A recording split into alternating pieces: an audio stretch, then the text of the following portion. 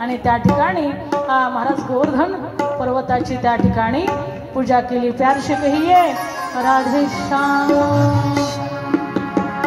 कृष्ण कृष्ण महाभागा त्वन्नाथं गोकुलं प्रभो त्रातुं हरसि दीवाना कुपिता भक्तवत्सला.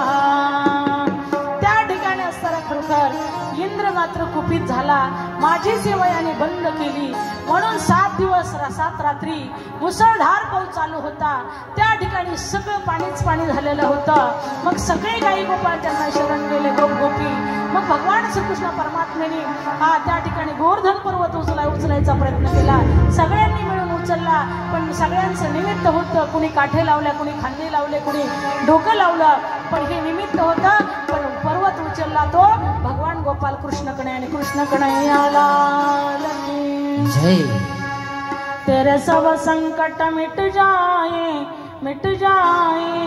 तू पूजा करी गोवर्धन की. सब मिले प्रणाम कीजे तू पूजा करी गोवर्धन की. गोवर्धन महाराज की जय. अशा पद्धतीने गोवर्धन महाराजांची पूजा केली. 7 दिवस 7 रात्री त्याच्या ते खाली गोवर्धन पर्वताच्या खाली राहिले.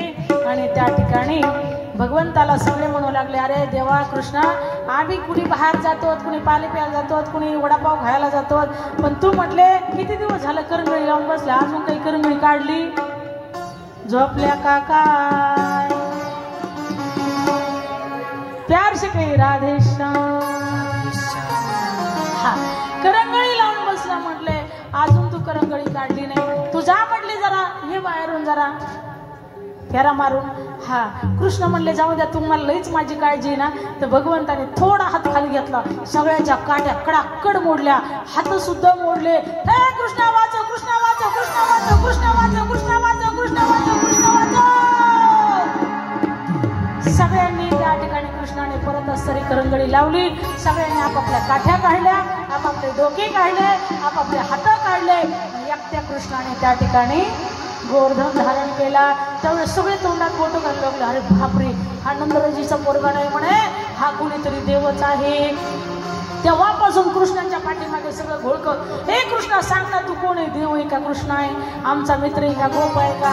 गवळ्याचा आहे का? साक्षात देव आहे? आम्हाला तर असं आमचं म्हणणं झालं की तू साक्षात नारायण आहे.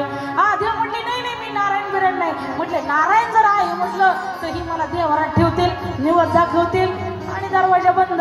देवाला निवद आपण किती दाखवतो मावशी? अर्धा भाजा, चतकुर पोळी, एवढा एवढा भाताचा घास आणि थोडा आमटीचा टिपका, खा देवा. हा, देव म्हणले नाही नाही नाही, मी देव नाही म्हटले. हा, मी सर्वसामान्य तुमच्यासारखाच गवळ्याचा पोरगा आहे.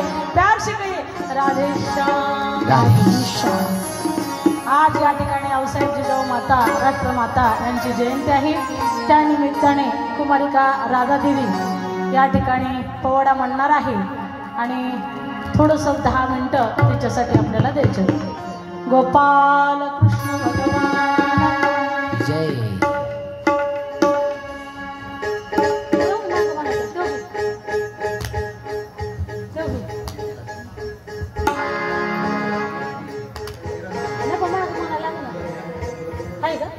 बरं घेते